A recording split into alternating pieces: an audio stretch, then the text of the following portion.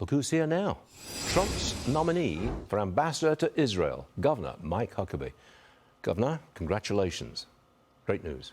Well, thank you. You're welcome. Now, what can you do as ambassador to bring the hostages home? You know, that remains to be seen, but I hope it happens even before I go through the process of Senate confirmation and get there. I would love for them to be home tomorrow. It's been way too long. There's not been enough pressure applied, not just to Hamas, but I don't know why we've not put an ultimatum down to Iran as well as to Qatar. They have great influence over this. They should help make this happen. Israel right now has no choice but to continue to go after Hamas with everything they have, and that's what they're doing, and that's what they must do. They have to eradicate this evil, sinister bunch of terrorists. But we have 4 Americans who are still being held hostage. Americans do, and it's just unacceptable that we haven't heard much about them. We haven't really seen them being in the forefront of this administration's concern, and they need to be. But there has been some impact from Trump's big win. I noticed that Qatar has kicked Hamas out. There's some movement with the Iranian proxies. They're sort of getting quiet. So there is some positive movement already because Trump won. Am I right? You're absolutely right. I mean, things started changing within minutes of the election results. And I think it's because Iran remembers that it was Donald Trump and his administration that put the maximum pressure on Iran. Quite frankly, it was such that they were being bankrupted into non-existence. The people would have had an opportunity to overthrow them had that continued. It's not necessary that you bomb every enemy if you can bankrupt them and make it impossible for them to use bombs and bullets and murder innocent civilians, as Iran has been able to do by supplying the money that's taken care of Hezbollah, Hamas, and the Houthis. So this is something that is just historic to watch, because before Donald Trump even takes office, he's already having a very positive influence on bringing stability back to the Middle East. The Abraham Accords were so historic. Trump never got the credit that he deserved for that.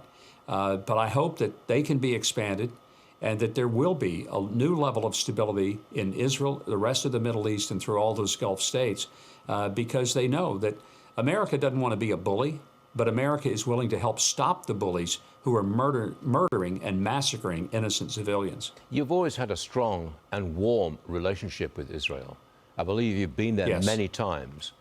You're going to further that relationship, I take it. Well, I sure hope so. Stu, I've been going since 1973. I was a month shy of my 18th birthday when I first went. That's almost 52 years ago. I've probably been 100 times.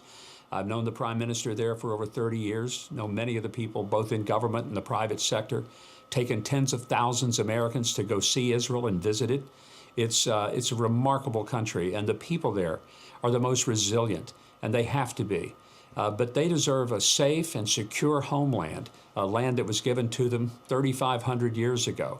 And they have a right to exist without constantly being under threat and having to chase their children down into the bomb shelters every few minutes because of the Iranian-funded rockets and missiles that are fired at them hundreds of times a day. You go there as a Christian, as a practicing Christian. Is that significant? Yes. Well, it is in some ways, because it's a great reminder that Israel, though it's a Jewish state, and I have nothing but the highest regard and respect for the Jewish people, because there wouldn't be a Christian faith without a Jewish faith.